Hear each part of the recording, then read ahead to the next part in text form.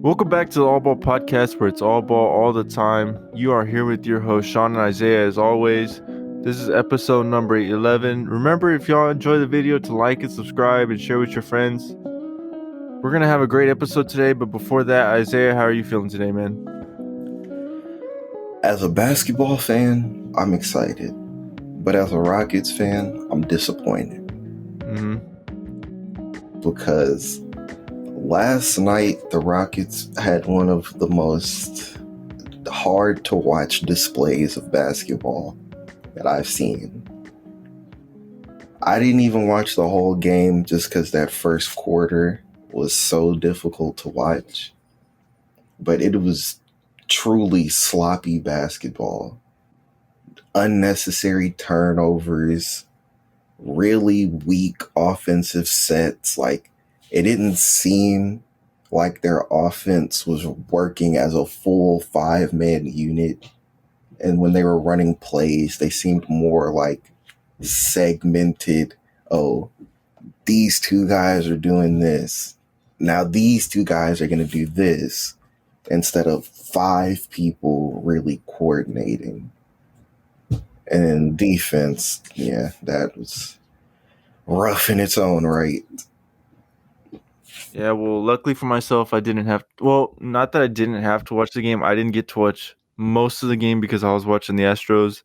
So it wasn't like I was forced to watch that because it was the only thing on. But what I did get to watch, like you said, was pretty bad. I think other than Christian Wood and maybe Shingun, that was probably the only bright spots of the game. And you talking about how it seemed like a two-man offense against a team that's literally known for being a, all guys in the offense are like incorporated in the Spurs. I think it really showed that. I talked about this last podcast too. I don't know what our offense is.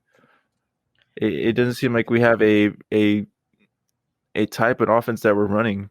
Yeah, and clearly our own players don't know either. Yeah, that's true. They were out there just running whatever. Because you can't necessarily call it an ISO offense, because there are a lot of plays where they're not doing ISOs. But at the same time, it's definitely not much of a team-oriented offense either. So it's just like this really weird, confusing middle ground. Right, and it's not like we have more than, 2 players who could really run ISO often. I mean, maybe if you throw Eric Gordon, but his, kindergarten dribble moves in there. And then, Basic cross. Yeah, he just has the 1-2 dribble between the legs, like the super hard bounce. It's like LeBron, but like just between the legs. But no, I mean, Christian Wood, I guess he can have an ISO or 2 per game, just because I know that he has decent ball handling skills for a big, and I've seen him work some bigs out in the perimeter. But other than Jalen Green and KPJ, I really don't know any other guy on our team that really can ISO that. And honestly, unless it's just a bad defender, I don't think Jalen Green should even be ISOing, just because he's really jump shot reliant at the moment. And it kind of looks like he's forcing it at times. And I definitely do not want our offense to devolve into that. So, yeah, I think I'd rather just leave it to KPJ and Christian Wood to ISO. Unless, again, Jalen Green just has a bad defender on him. Yeah, and the thing that I'm worried about is that because Jalen Green obviously is going to be a volume scorer throughout his career. Hopefully he's an efficient volume scorer, but it's almost set in stone that he's going to be a volume scorer. And it seems like a lot of players in the league that are in the league now that are volume scorers, such as Bradley Beal, they kind of take a while to get to that tier that they're at. So I'm hoping that Jalen Green is more efficient than what he's showing at the moment earlier in his career, just because I don't want to be waiting 4 or 5 years into Jalen Green's career until he's Bradley Beal type level when I think he could be beyond Bradley Beal. Yeah, and to be fair, Bradley Beal did start his career as a catch and shoot player for the first few years. Mm-hmm. So that's part of the reason why it took him so long to get to that point, because he was developing into this super volume scorer later. Mm-hmm. So I think Jalen Green might get there faster because he's coming in and immediately has that green light just to go for it. Mm-hmm. So yeah, as long as he's not throwing the offense off, then he's for sure going to get plenty of volume scoring opportunities in these early years. So I think if not by next year, for sure by year 3, he should have it together. And if he doesn't by then he's just gonna forever be inefficient or whatever. Right. The one good thing that I did see from the Rockets, and it's not just from this game, I think it's from the past 2 games, Mm-hmm. is I think, at least for now, we found that Jayshawn Tate should be running R3. It can't be Eric Gordon, it can't be Daniel House. I think it has Mm-hmm. to be Jayshawn Tate at the moment. Mm-hmm. Yeah, and that's one thing that I noticed. While offensively, he definitely still has a ways to go. Defensively, yeah, he for sure has to be at that 3 spot. Mm-hmm. Get the intensity that he brings. It really, neither of those other 2 guys could even come close to what he brings defensively at that 3 spot. Right. And like you said, obviously his offense needs to be polished a little more. Once I think his 3-pointer gets a little more respectable, and then I think he could be in there in the starting rotation, for the foreseeable future. Mm-hmm. Yeah, Uh, I think the only thing that even makes it questionable if he could be a starter is just his inconsistent offense. If he can get his offense even semi-consistent, then I think he's without a doubt starter all 82 games, assuming he's available for all 82. right, of course. Were there any players that really stood out to you? I guess the last couple games that are more of role players or anything like that. Well, let me start first with, even though he's not a role player necessarily because he just got here, Mm, but I'm gonna give Shingun his credit. He has really impressed me all the way from even summer league to now. mm-hmm. So I really like that pickup. I like the way he plays. I like how he seems more mature in his game than some of our other young guys because he's been playing professionally longer. And well, he's a reigning league MVP as well. Right. Yeah, so I'll give him his credit. And then even though he had a stinker of a game last night, Mm-hmm. I do want to give credit to our man Armani Brooks, who just got a 4-year deal as well. Mm-hmm. Because we were just talking about how, man, Armani Brooks needs to get a deal. And then Yeah. he gets a deal. Yeah. Congrats to Armani Brooks. I think he really deserves it. So hopefully he could be here for the foreseeable future too, and light up that 3-point line like how we predict him to.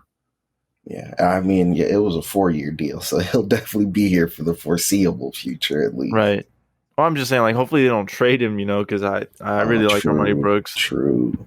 because I mean he's on a pretty team friendly deal, so it wouldn't surprise me that if we trade a pick or two away, that we try to get a pick or two back for him. So, but as for Shingun, I've also been really impressed with him on the offensive side of the ball. Defense is going to need work, especially on the perimeter. I think if he doesn't get more athletic, then they're just going to attack him every single game. I Mm-hmm, saw almost every position down the court when he was there. They would just pick to switch on to him and just mm-hmm. attack him on the perimeter. And obviously it's going to be ugly. So Yeah, I don't necessarily think that it's something that's gonna get resolved soon. Mm, but it definitely needs to get resolved within the next few years. right. Yeah, unless he can just explode offensively into something ridiculous, Hmm. he's gonna have to make some significant strides on defense, or else I don't ever see him being a starter quality player. Just because you can't start a game with your starting big getting completely torched every play. Hmm. And it's weird because on offense he looks really fluid, Hmm. and like on his, because I know that he could shoot the three ball. I don't know how well he could shoot it. I know he could shoot it maybe respectively. I haven't seen enough of him shooting it. I mean, based off what I've seen of him shooting, his 3-point shooting form looks really non-fluid. To say, like, it looks really janky, Hmm. and a lot of different things are going on at the same time, and it seems like he has to do extra jumping to compensate for the distance, because I guess he just doesn't have the arm strength. I don't know, but it just looks really uncomfortable. Okay, well, I guess then I'm just saying, as in like the paint, he looks really fluid, with his footwork and everything and his Hmm. patience. But the one thing that I really love from Shingun is his pump fakes from the 3-point line, where he's able to drive and dish. For some reason, I don't know how he's so good at it, but he is. It just, I don't know. Um, but I think he's offensively going to be fine for his rookie season. Oh Like yeah, I yeah. said, defensively, uh, Steven Silas is going to need to draw up a plan for when he's just getting attacked on the perimeter. Someone's going to need to come over and help him, Hmm. and we're going to have to figure out how to cover two guys with one man. Yeah, yeah. So, was there any other players that you wanted to talk about? No, that's it for the Rockets. Okay, what about any other teams? Now, as we move to other teams, this is less of talking about specific role players or anything, and it's more just talking about players and teams that have just looked really questionable during Hmm. the preseason. Yeah. So, first and foremost, just because this isn't going to be a long talking point, Anthony Edwards has not changed at all. I personally felt like he was overrated last year with the whole Rookie of the Year campaign because LaMelo got injured. And I think he's still overrated now because he is still an inefficient scorer. Hmm. Yeah, so that's all I had to say about that. Anthony Edwards is still Anthony Edwards. Now, I wouldn't say that he's as overrated as he was at the beginning of, like, the beginning to middle of last season, just Oh, because, like, it was rough. yeah, he was awful at the Yeah, beginning and middle of last season. it was pretty rough. And once he hit the All Star break and he came back, he was able to flip a switch, kind of. I guess you could say that. I mean, he was still the best, but he was able to show his potential, I think, at least. Hmm. But uh, for Anthony Edwards to be what I expect him to be, I think he's going to need to control more of the offense. At least for me, at least through himself, he needs to be able to control his own plays.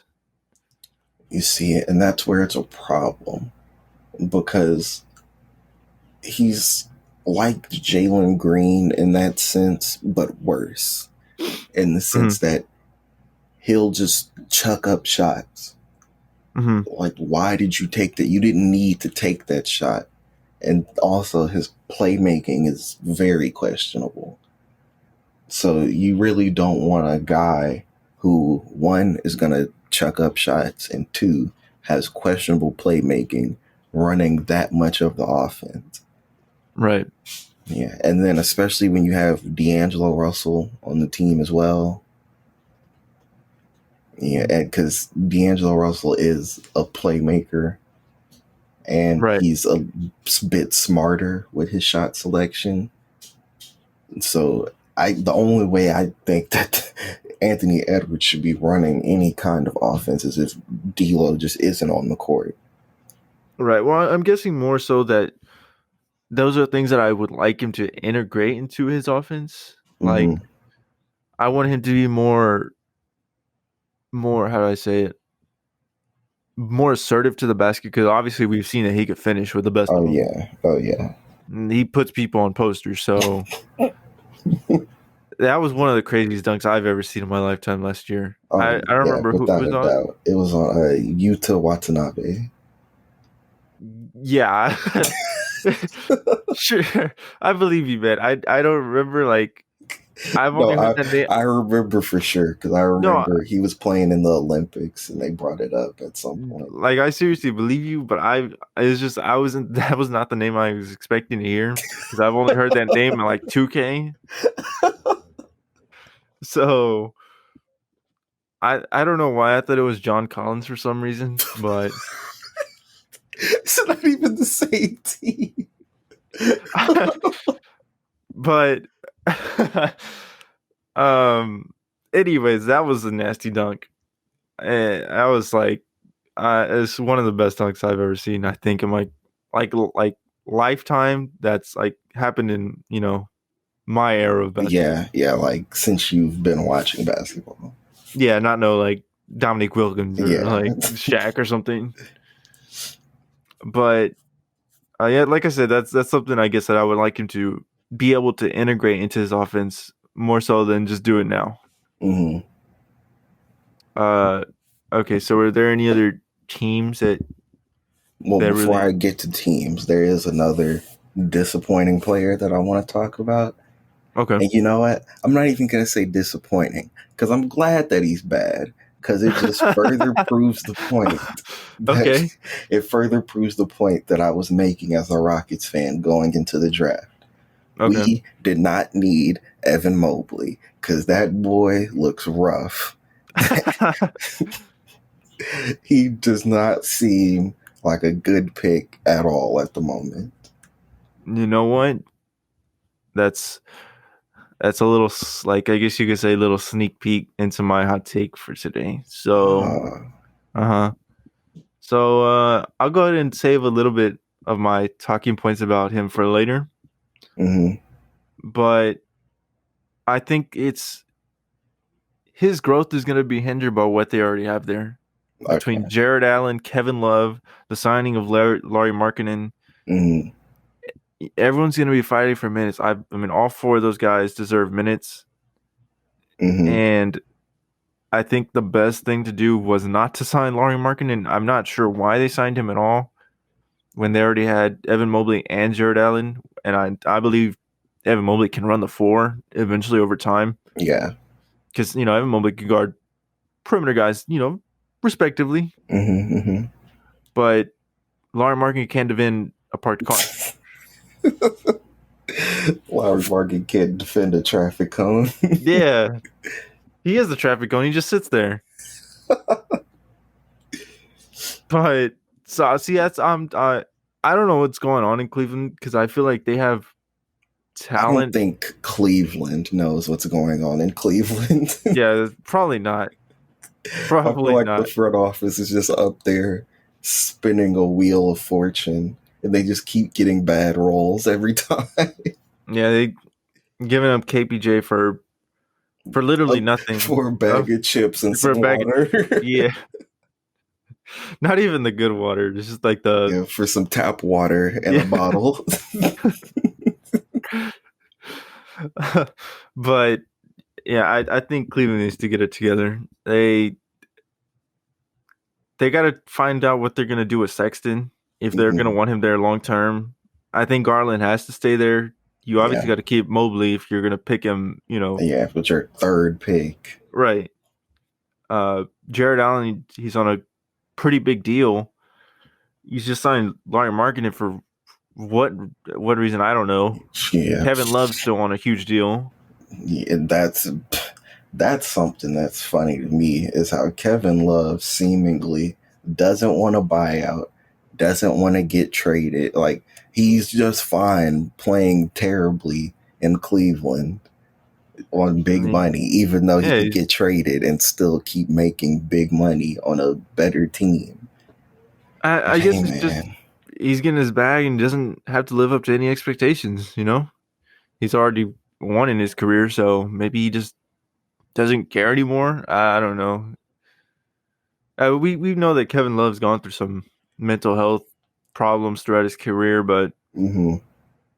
I'm not sure what's going on with him as why he wouldn't want to get traded.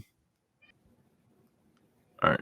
Okay, but yeah, Kevin Love, he's really just in his own world. I don't know what to say about it other than that. He's Mm-hmm. just out there having fun. That's all you can say about that. So let me ask you a question. If it comes down to Colin Sexton and Darius Garland, and you kind of got to pick between the two, who are you picking? That's tough because I think that Garland has a higher ceiling because I Mm-hmm. think if his shooting can lock into like how I potentially think it could be, along with how I think his playmaking could be, then he's for sure going to be better than Sexton. Because I don't think Sexton could be the playmaker that Garland could be. Mm-hmm. So it just comes down to the guy who could be a scorer and playmaker versus the guy who's already a good scorer. Right. So considering that the team is already a wasteland and just a place full of different developing projects, I'd Might as probably well. go. Yeah, I'd go with Garland, Yeah. and then let Sexton go somewhere and just contribute, to actual winning basketball since he's already a good scorer. Did you call him Sexland? Well,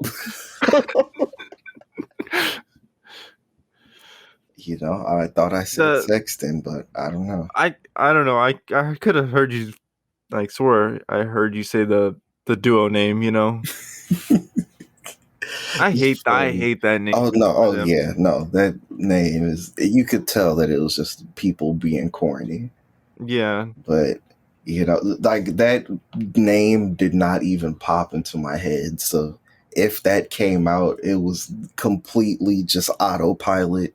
My mouth did its own thing because I have not thought of that name since the last time that I visually saw it. Yeah. I mean maybe I heard you wrong, but I that's what I thought I heard. But yeah, it's a terrible name. Yeah, Almost like the I know it's not worse than the yeah, Kaminga one. yeah. I was just We're not, about I to. don't I want to was talk just about about to say Kaminga's. I don't want to talk about the Kaminga one. Yeah, we're gonna just gloss over that and move on to disappointing preseason teams. Okay. In which case, I want to just bring out the main three that stuck out to me: the Mm-hmm. Lakers, the Trailblazers, and the Bucks. Mm-hmm. Let's talk about the Trailblazers first, just because that'll be a quick and easy one. I mean, Mm-hmm. I don't think Dame even played in the preseason at all. If he did, he played in one game, maybe Mm-hmm. two. Yeah. So that's really like just it just goes to show the Trailblazers do need Dame that badly. That's yeah, I think that's shown over the years that Yeah, Dame is far beyond needed. He's like literally their heir to their life. yeah. Like. But I mean, it's just that's my way of saying that CJ McCollum has rightfully not been an all-star all of these years. That's a hot take, kind of. I mean, he couldn't even beat the Warriors. That's true, but I mean, I think CJ's at least deserved one All Star nod. I'd have to go back and look at his stats throughout the years to see which year he actually deserved it. Mm-hmm. But to say that he's never deserved it at all, I think that's a little far. CJ's been a good scorer throughout his career. I mean, nothing other that much than that, but You see, yeah, and then that's the uh, thing. There's so many other factors you have to look at. One, who would you put him in over? Two, even though it's not necessarily fair, he's playing with Dame. So people look at Dame's numbers and they're like, whoa, whoa. So by comparison, CJ is just, oh, okay. That's nice, I guess. That's true. I'm looking at the box scores and stuff from the last the Trailblazers games. I think he played Mm-hmm. in two, if I counted it right. Mm-hmm. So I want to ask you, speaking of the Trailblazers, is this Dame and CJ duo done? Is it like, do you never see them winning a championship? Oh, no, not at all. I do not see that as a championship winning duo, primarily because both of them are very bad defenders. Mm-hmm. I don't think you can win a championship when you're two guys who need to play the most minutes, both can't guard people. Mm-hmm. So I I feel like this duo should have been separated a long time ago because they've been an awful defensive backcourt for a Mm-hmm. long time. Yeah. But I mean, the front office saw something that we don't. I still don't know what it is because it hasn't come to fruition yet. But Right. yeah, that's Portland's problem to deal with. So then Dame's just basically wasting the rest of his. If he decides to stay in Portland, he's wasting the rest of the career. Oh yeah, absolutely. Mm. That's tough because honestly, I really like Dame, and I've kind of wanted to see a win a championship over the years. If it, obviously, if the Rockets don't win, but that's tough, man. I really want to see if you think it's done. Obviously, I'm not just basing my whole like future of the Portland Trailblazers on your take, but I for myself too, I do see that I think that duo is done for. Yeah, oh yeah, I think they're for sure done. I really don't, like. I personally think that he's been wasting his career there for a while Yeah. because they should have been making better moves and they just simply haven't been doing so. Mm-hmm. But Uh. I mean, yeah, okay, I'll just leave it at this CJ Dame experiment has been a failure. Mm-hmm. And CJ should have been gone a long time ago, or Dame should have left a long time ago. Yeah. I don't know. I guess let's go ahead and just move on to the next team that you're gonna talk about. Yeah, and I was going to move to the Lakers next because Mm. that is a mountain of a topic there. Yeah, it definitely is. I I don't want to base their whole season off of 6 regular season games, Mm-hmm. but is teams fit already is at question for me. Yeah, you see, Westbrook is part of the problem that I have with the team. Mm-hmm. I think also Carmelo has been a weird fit on the team. Mm-hmm. So between both of them, it's really weird. And then Anthony Davis is already a very confusing and inconsistent player at times, as it is. Mm-hmm. So with all three, because first of all, you're gonna have Melo as a fourth option. Right. So with that, he's definitely gonna be worse than he was in Portland. Mm-hmm. So that's gonna be questionable. You have Westbrook, who is used to being, well, he was a first for a while, Mm-hmm. but it has gotten used to being a second option these past couple of years. Right. And that hasn't worked out too well, but he still got his for the most part. But now you want him to be a third option. Mm-hmm. And the question is, can he accept that and settle down more? Or is his hyper aggressive play style going to hurt more than it helps? And then not to mention, he's been his typical turnover machine in this preseason. Mm-hmm. So I think for Westbrook, for the way that he's gonna be able to play his role in this offense is just gonna be assist first. mm-hmm. And I know typical Russell Westbrook fashion that he's, like you said, hyper aggressive and he's gonna want to get his own buckets too. Mm, But like I said, I think he has to leave that for AD and LeBron, even though LeBron isn't the same anymore. mm. I'm not saying he's washed because I've seen that on Twitter. LeBron is not washed. Stop saying that. Yeah, But he's definitely not 2016 LeBron anymore. yeah, You for know. sure. So like I said, that's the way that I think he's gonna to thrive, I guess, in his role. As for the other players on the team, it's weird because I mean, okay, so the starting lineup that you're throwing out there has to be Westbrook at shooting guard. I mean, okay, who are you throwing at shooting guard? I've seen Wayne Ellington said that he's gonna start. I've seen that. I've seen Taylor Horton Tucker. I've seen. Well, Horton Tucker is going to be out for like the first month of the season. Okay, okay, so I didn't see that. Yeah, he What got a thumb injury? injury or something, and he has to get surgery on it. So A thumb injury. hey man, Oh, I'm not okay. gonna judge. Okay.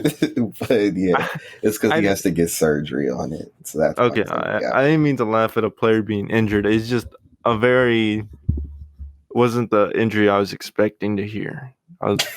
So no disrespect to THT, but just caught me off guard. Okay, so after that you got to run Braun at 3. Mhm. I've heard, even though Ariza's out. I think Ariza's out too, right? I believe so. So if Ariza's out too, who was like that's what I was expecting them to run at the 4. Man, I don't know. So the lineup they put out there on Wednesday or Thursday was Westbrook, Westbrook, Bazemore, Bazemore, Braun, LeBron, Davis, Davis, and and DeAndre Jordan. Jordan. Yeah. And if that's your starting lineup, that's tough, is all I have to say about that. That Yeah. is very tough. Yeah. I don't know why they wouldn't start Malik Monk at shooting guard. He didn't even play, so I don't know what that's about.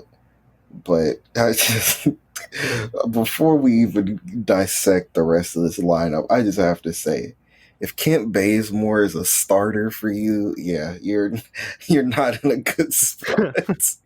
Yeah.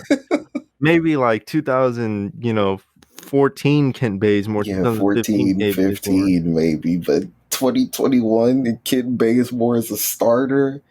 Yeah, Mm, he needs to stay on the bench. yeah, he needs to be starting the Whatever. game on the bench. That's what Yeah. he needs to be starting. Whatever this experimental lineup was, that is the biggest red flag in it right there. Yeah. Okay, what else did you want to say about them? I also wanted to say that clearly Anthony Davis has regressed into his unaccepting type of personality that he has because he played the power forward when he should just be playing center.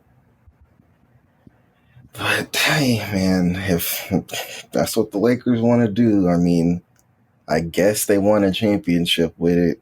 So I could see how they'd be willing to keep letting him play the 4. Mm-hmm. But I don't know. I just feel like the way this team is constructed, they'd be better off if he just played the 5. Yeah, so for me, I mean, I'd start Malik Monk for a team that's struggling with shooting the ball. Like, Mm-hmm. Malik Monk is literally that guy for shooting. Yeah. So it'd be Westbrook, Malik Monk, even though Malik Monk isn't like the best on defense. He'll give you shooting. Yeah. That's about it. Yeah. Obviously Braun. At Mm. the 4, if Ariza's back, I mean, I could see him starting. Nah,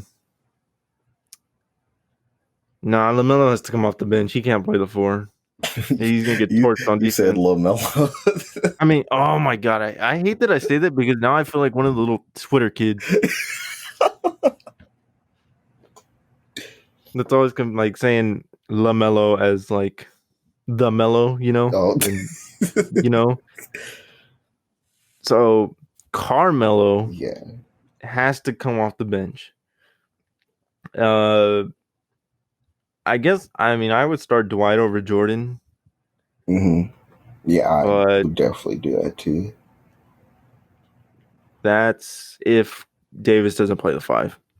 But You see, that's where things get questionable because if Anthony Davis plays the five, then it kind of reshapes the whole lineup. mhm, Versus if he plays the four, okay, it's pretty obvious that at least what I would go with and what the Lakers would probably go with if he mhm, still plays the four, yeah, then it would be him at the four, Howard at the five. right, And so then from there, your only questionable is who's your shooting guard. mhm, Versus if AD plays the five, who's playing your four? Do you slide somebody else in there? Do you let LeBron play the four and put someone else at the three? mhm. And then you also still have your question of who's the shooting guard. I think Nunn can do it too. I always get Kendrick Nunn and oh man, who's the other guy that I always get him confused with? Kendrick Nunn came from the Heat, right? Yeah. Okay, so there's another guy out there has a very similar name. Uh, wow. Chris Dunn. Yes, Chris Dunn. There we go. So yeah, then I think uh oh my god, none because I always get them too confused. Who plays the really good defense and can't oh, shoot versus the other one who's yeah. an offensive threat? Chris Dunn is the Is the good defensive guy? defender. Yeah. Yes, who can't shoot. Yeah. So since this is Nunn, I think Mm-hmm. Nunn could play the shooting guard too. He's smaller though, but Mm-hmm. Yeah. so My I still reason prefer that I was Monk. questionable about him at the two Hmm. is that I think from what I've seen, he's best when you let him have the ball and do his Hmm. thing. Yeah. So with that, I think I prefer that he split, not necessarily split minutes, but come off the bench like Rondo Hmm. and come in as a, backup ball handler Yeah. versus try and be a spot up off ball guy. But I mean, if he can find a way to make it work, then all power to him. Then that could just easily be starting to. Right. Mhm. Uh. Okay. It was the Bucks that you wanted to talk about, right? Yeah. Okay. And, So. the Bucks, very simple. I believe it was their first two preseason games. If not, it was the first one. I think it was the first two because they played five. Yeah. Mm, So their first two preseason games, Giannis, Middleton, and Holiday didn't play. mm, So that's part of the reason why they looked so rough. But besides that, I really don't know why they've been losing the rest of these games. Maybe it has something to do with the bench players not contributing right or something. I don't know. But despite how bad they've been, mm. can we just acknowledge how Giannis has come out of the gate sniping? um, I'm trying to think of a nickname for him now since he's a sniper. It's hard because his name just doesn't rhyme with anything. Yeah. You're going to be hard pressed to find a rhyme for Giannis or Antetokounmpo. So for my take, the Lakers and the Portland Trailblazers, if you overreact for them in the preseason because they had like bad preseasons, Mm-hmm. I'm okay with that. But with the Bucks, I think they're gonna be okay. Yeah. They've been a great regular season team for the past couple years, year in year out. So Mm-hmm. I'm not worried about them. especially with Giannis, getting a jump shot. Hmm. Uh, as long as Chris Middleton and Drew Holiday can be consistent, Yeah. hopefully, finally, Yeah, that's where the real question comes in. right, Can Holiday and Middleton finally be consistent? right, and just barring injuries, uh, hopefully no one gets hurt. I think their ceiling is a 1 seed. I think that's a Oh given, yeah, but absolutely. their floor should know if everyone stays healthy. Their floor should be no lower than a 3 seed. Hmm. Yeah, I think floor is 4 at the worst. Yeah.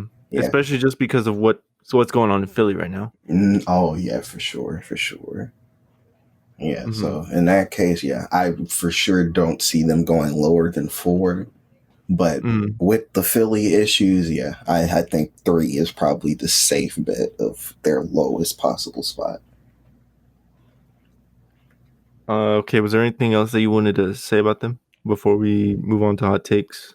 No, because I wanted to bridge this into my hot take. Okay, all right, go for it, Because man. my hot take is that Giannis with a deadly jump shot is the best basketball player of all time. Not accounting for accolades, obviously, but just in terms of what they do on the court.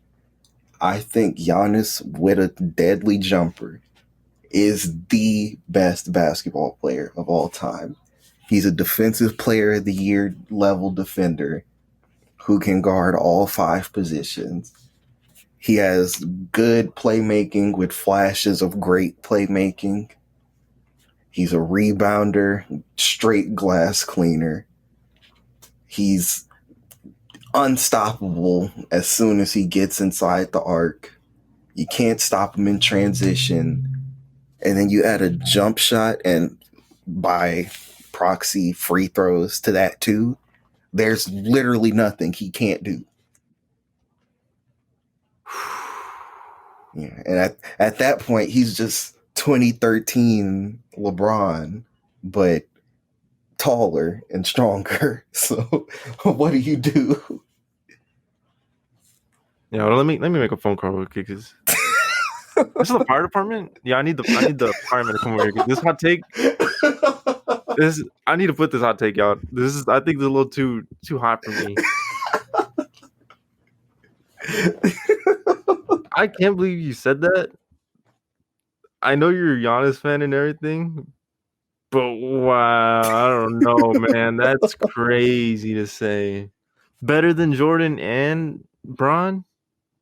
Yeah, okay. Listen. When I'm saying best, like I said, I'm not accounting for accolades. So hmm I think accounting for just what they do on the court, that automatically disqualifies Jordan to me just because he's just too small. So he's out of the guarding bigs on the defensive end. So that kind of takes away from having him comparable. And then even though he was a good playmaker earlier in his career, he didn't really keep that up. Like he just kind of leaned full into the scoring aspect. Man.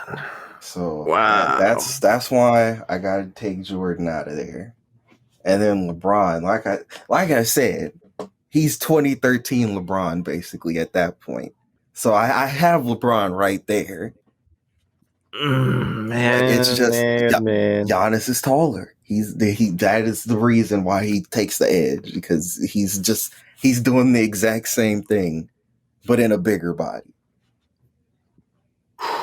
Wow. See, now my hot take isn't gonna sound like much because now yours was like a wildfire, and mine's gonna just be like the stove. I have California wildfire, so you just have a lighter. Yeah, exactly. Like you're Houston heat midsummer, I'm like New York heat mid May or something like that. Mid-May. But all right, is Is there anything else you want to say about that, man? No, I think I've made my point. Okay. Let me give this cold take. Okay. It's not even gonna be no like suspenseful introduction to it or anything, but I think Shingun's the steal of the draft. I think he might be better than Evan Mobley. Oh, So I okay, yeah. That's not even a hot take at big all. surprise, Wow. I Man, mean, yeah, if you just look at the way the two have played, that's not even a hot take.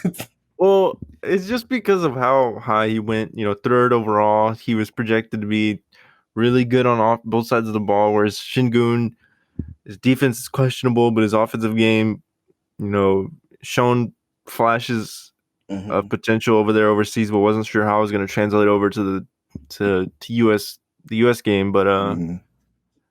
as of right now, and what I see for the future, I think Shingun is going to be the better player. He's still the draft. Yeah, I gotta say, I completely agree there. Mm-hmm. Shingun, for one, has completely outperformed Mobley in terms of just looking at them play. Shingun has looked like the better player. His stats have reflected that he's the better player so far. So, with all of that factored in, there's really no debate to me at the current moment. Mm-hmm. Shingun looks far better. So, at that point, you're just arguing who could potentially be better. And I mean, since Mobley went third, it's kind of obvious that the potential is that he could be better. But I don't know. Based off of how he's been playing so far, I don't think he's necessarily going to reach his max potential. Yeah. Uh, I also think, like I said, just because of what's going on in Cleveland, it's going to hinder his development. So Hmm. that's another reason why I don't think he'll live up to what he actually can be unless he gets out of Cleveland or Cleveland decides to step up their game development wise and just let him have the keys to where marketing isn't really getting minutes. Well, I mean, he kind of has to get minutes now. Well, if they can get rid of Love, I think Love is going to be their main problem. What they Hmm. need to focus on first, just because of his contract and his age, and for their future, he has no business being there. So if they can get Love out, at least that'll only make it to three players they need to split minutes up to. Hmm. Maybe a backup center that just gets a couple minutes here and there to give Jared Allen a break. But other than that, I think Mobley has to be the starting four going forward. Absolutely. Absolutely. Yeah, I think that's the only way he develops at all. He needs to Mm, be a starter and he needs to get significant minutes. yeah, and see, even for the thing for the Rockets is with Shingun. Tice isn't going to hold Shingun back. If anything, I think he's going to help him with Hmm. his as a mentor. Yeah. And honestly, I see Shingun within after the first 25 games knocking Tice out of the starting rotation and being our starting center. Oh, Oh, oh, I guess there's my hot yeah. take. That's that's the hot take. So yeah, so I guess Shingun after 25 games should be a starter. I think he has the potential to even start now, but I think he needs to actually get into the regular season games first. Okay, yeah. I mean, I guess I could potentially see it. Mm-hmm. I don't know. I feel like Daniel Tice is the more solid player. I guess is the word I'm looking for there. Mm-hmm. Like you know what you're gonna get from him, and you're for sure gonna get somewhat better defense out of him. Right. Yeah, so I'm I don't know. Maybe they're just looking to develop, and they don't care about who is like, oh, who's the best player that we have at this spot. I mean, it's understandable why you would want to go veteran over rookie, Hmm. but at the same time, after watching these preseason games, I had high hopes for the Rockets, hoping that their ceiling would be the last playing spot. after watching them, you know, I kind of had to bring myself down back to reality that ceiling's probably no higher than a 12 spot. I mean, again, So you said ceiling, so I think it's safe to say that in a conference with 15 spots, I think that their ceiling is they could somehow push for that number 10, assuming that everybody comes in, everything gels together. Jalen Green looks like the Jalen Green that we drafted. KPJ looks like the next coming of Harden that he showed flashes of last year. Christian Wood plays like an all-star. Then yeah, we could make that 10th spot. But that is the absolute best case scenario. Everything works out. that's yeah. that's the only way that happens. I've just lowered my expectations from please surprise everybody and make the plan to just be exciting to watch this year. Just be fun to watch this year. Don't have me watching the game wishing that there was another Houston sport going on right now. Please don't make me wish that I was watching Texans football instead of Rockets basketball. Please don't make me wish I was doing that instead. Like, I love my Texans and everything, but they're hard to watch too, man. Yeah, hard to watch is an understatement. Yeah, that's true. That's an understatement. Question how much longer I could be a team of that franchise, but all right, so I guess that's it for my hot take. Was there anything else you wanted to talk about? No, that's it.